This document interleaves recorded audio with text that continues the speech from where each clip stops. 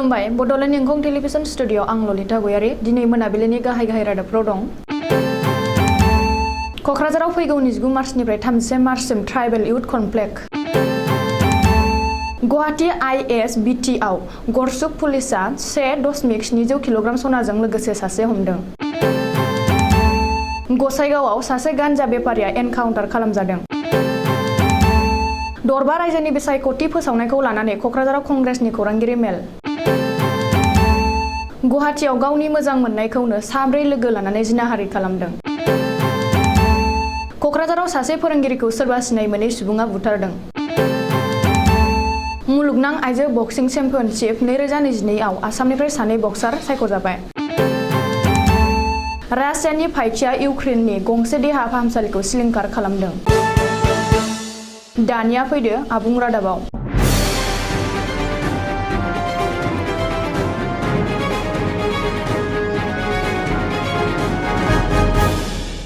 BTC सरकारनि बानजायनायाव क'क्राझारनि cultural कमप्लेक्सआव फैगौ 29 मार्चनिफ्राय 31 मार्चसिम सानथामनि हाबाफारिजों ट्राइबेल इउथ कनफ्रेक्ट हाबाफारि लादों।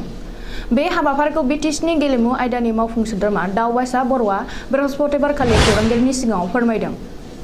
बर'आ बुंबावदों दि गासै मोन 26 शेड्युलनिफ्राय जगाजग जागासिनो दं, नाथाय दासिमबो मोन 9 शेड्युलनिफ्राय रोखा रादाय मोनबाय। लोगोसे बे हाबाफारियाव मेघालयनि गिबि मन्त्रि कर्नरान्ड सांमाखौ गाहाय आलासि महरै लाबोनाय जागोन आरो गासैबो 6 शेड्युलनि CMफोरखौबो हांख्रायनाय जागोन। बे हाबाफारियाव गासैबो 6 शेड्युलनिफ्राय बाहागो लाफैनाय लाइमोनफ्रा गावबा गावनि रोंगौथिखौ दिन्थिनो खाबु मोनगोन होननानै EM दावबायसा बर'आ मिजिं थिदों। गुवाहाटी नोगोरमानि ISBT आव बृहस्पतिबारनि हराव मोन 10 सनानि बिस्कुट गासै 1.7 किल'ग्राम लिरथायनि सनाजों लोगोसे सासे हमदों। पुलिसनि सुलुङाव फोरमायनाय बादिब्ला हमजानाय सुबुंनि मुङा दार्जिलिं जिल्लानि सिलिगुरिनि थागिबि युवराज अतिखारी। बे मोन 10 सनानि बिस्कुटखौ युवराज अतिखारीया गावनि फेनाव गाननाय जानजिनि बेलाव होखोमानानै लानो नाजादोंमोन होननानै गरसुक थानानि पुलिसआ खौरांगिरिनि सिगाङाव फोरमायदों।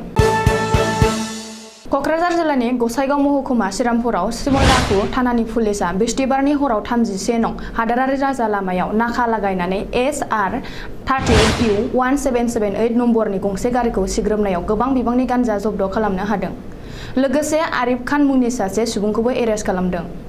नाथाय उननि समाव आरिफ खानआ खारखोमानो नाजानायाव पुलिसआ गावनो गोनां जादों होननानै सुलुङाव फोरमायदों। आथिखालाव पुलिसआ एनकाउन्टार खालामजानाय आरिफ खानखौ बरपेटानि फखरुद्दिन आली आहमेद मेडिकेल कलेज आरो हस्पिटालाव फाहामथाय होनो थाखाय थिसनबाय होननानै मिथिहोदों।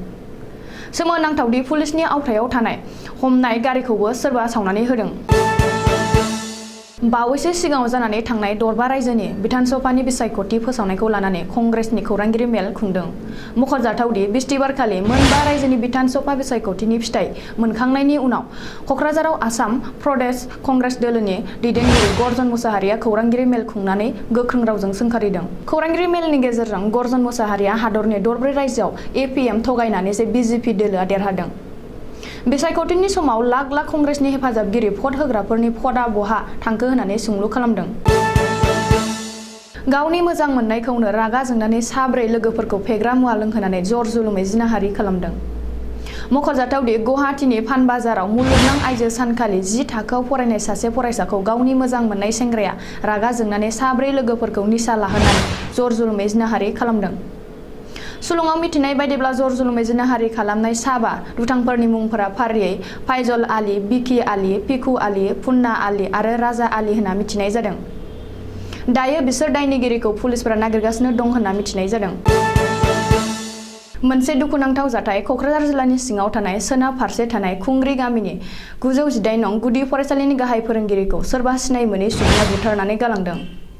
मख'जाथावदि गाहाय फोरोंगिरि बेरलाव बेरथाव ब्रह्मआ बुधबारखालि फुंनि समाव हाथाय खालामनानै न' फारसे फैफिननानै दसे सम उनाव सोरबा सिनाय मोनै सुबुङा लांखारनानै फोरोंगिरि बेरलाव बेरथाव ब्रह्मनि खर' आरो मोखां बाहागोखौ सौख्रुबनानै खारसि बिस्रि बुथारनानै सेसाफानि रेल गेटनि खाथियाव गारना गालांदों। गाहाय फोरोंगिरि बेरलाव बेरथाव ब्रह्मनि थैनायाव न'खरनि सुबुंफोरजों लोगोसे खुंग्रि गुदि फरायसालिनि लोगो फोरोंगिरिफोर आरो ओनसोलनि सुबुंफ्रा गोथौ दुखु मोननाय फोरमायदों। जाथायनि सायाव थार बिजिरनाय मोननो थाखाय न'खरनि सुबुंफ्रा फकिराग्राम पुलिस थाना आरो क'क्राझार पुलिस थानायाव FIR गथायबाय होनना मिथिनाय जादों। मोनसे गोजोनथाव खौरां जानो गोनां आइजो बक्सिं चेम्पियनशिपआव 2022 आव 66 किल'ग्राम केटेगरियाव आसामनि सानै गेलेगिरिया भारतखौ दैदेनगोन। मख'जाथाव दि फैगौ मे दाननि 6 निफ्राय 21 सिमनि गेजेराव जानो गोनां आइजो बक्सिं चेम्पियनशिपआव इस्तानबुलाव जागोन। बे चेम्पियनशिपआव आसामनिफ्राय टकिय' अलिम्पिकआव ब्रन्ज मेडेल मोन्नाय लाभलिना बरग'हाइजों लोगोसे अंकुसिता बर'आबो गेलेगोन भारतनि जानानै। बिसोर सानैनि अनगायैबो निका जिरामिन, प्रवीण नन्दिनी, नीतू पूजा आरो मनिता मोनहाबो मोनदों गेलेनाय बादायलायनायनि जायगाखौ। रासिया आरो इउक्रेननि गेजेराव दावहा जानाया सप्तानै जालांबाय, थेवबो दासिमबो बन्द जायाखै।